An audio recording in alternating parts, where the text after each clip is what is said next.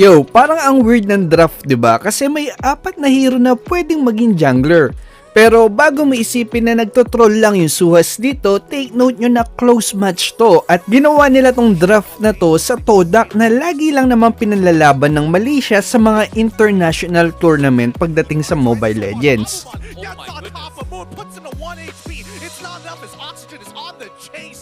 Drops down his ult as well, but Forme's fighting one into Raisin, looking for a second as Oxygen finds his own. Moon finally falls, and Yumski, he can't afford to die, but Abumon says no, give it over. Oxygen goes for a second on the opposite side of the map. Rival looking to pick up as much as he can. It's a 1-for-3. By the way, alam nyo ba na Pinoy yung coach ng Suhas? Dati siyang coach ng Z4 Esports, si Coach Raisin.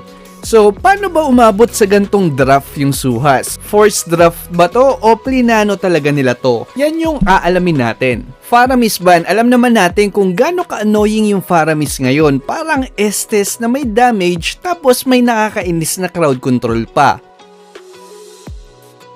Masyaban naman para hindi magulo yung jungler nila sa early game at hindi naman magulo yung backline nila sa late game. At lastly, funny ba na isa sa mga sakit sa ulo ngayon lalo na pagdating sa mga snowball lineup. Habang yung Todak naman, ibaban nila yung Valentina 1-1 bilang mga top tier sa kanilang role. Tapos dahil usong-uso na naman yung mga assassin jungle na may kahinaan lalo na pag level 1 pa lang, kaya bumabalik na naman sa meta si Natalia at dahil dyan, ibaban nila yan. Mag-first pick Julia naman yung Suhas dito na priority pick talaga mapa blue side man yan o red side. Dahil sa pagiging flexible niya sa role, dagdag mo pa yung burst at yung crowd control na kaya niyang ibigay. Sasagot naman yung Todak ng Tamus na nagiging priority pick na din ngayon. Bukod kasi sa kayang-kaya niya mag-dominate sa lane, ang lakas pa nitong mang-agaw ng jungle monster ng kalaban sa early game. Na kung iisipin mo, maliit na bagay lang pero dahil sa adjustment na hindi na naaakuha ng XP at gold sa minions yung mga jungler sa first 5 minutes, kaya biglang lumaki yung impact nito sa early game. At napaka-flexible din niya kasi pwede mo siyang ilagay sa jungle role. Tapos Eve, dahil nagban ng Masha yung Suhas, may chance na isa sa mga dahilan nito ay dahil gusto nilang magbeya. Kaya in-advance counter na kagad to ng Todak kung magbebeya man yung Suhas.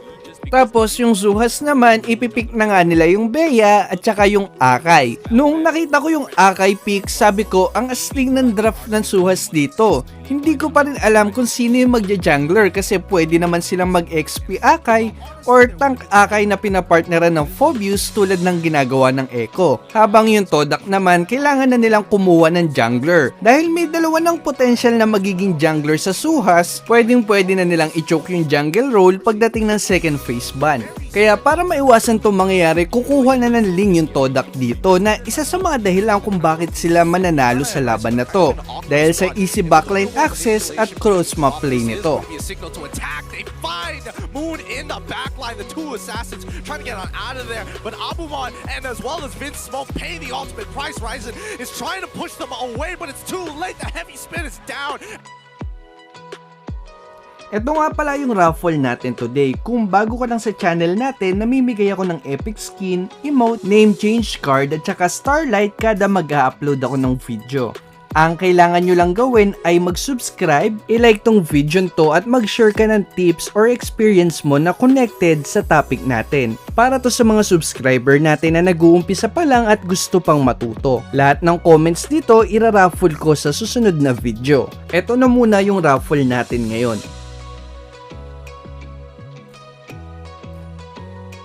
Ang mapapanalunan mo ay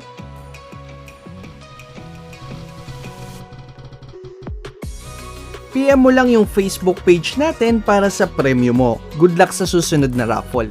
Yung Suhas naman, dahil wala pang gold laner yung Todak, ibaban na nila yung Claude na ginagamit dati ng Blacklist pantapat sa Beya at syempre yung hit or miss na Franco. Kahit na napakarami mong sablay na hook, isang magandang hook lang sa late game, kayang-kaya mo nang baliktarin yung laban.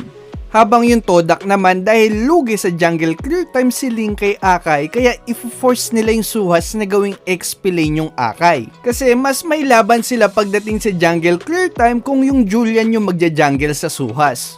At dahil dyan, ibaban nila yung mga possible XP laner ng Suhas, which is yung Esme na walang kakupas-kupas at yung Uranus. Tapos kukuha na din sila ng Grak na preferred roamer nila. Eto na yung malupit na sagot ng Suhas dito kasi ipipick na nila yung Saber na medyo kinagulat ko pero nagme-make sense naman. Kasi good against Ling para sa instant burst at maganda ding pangpigil sa ulti ni Eve.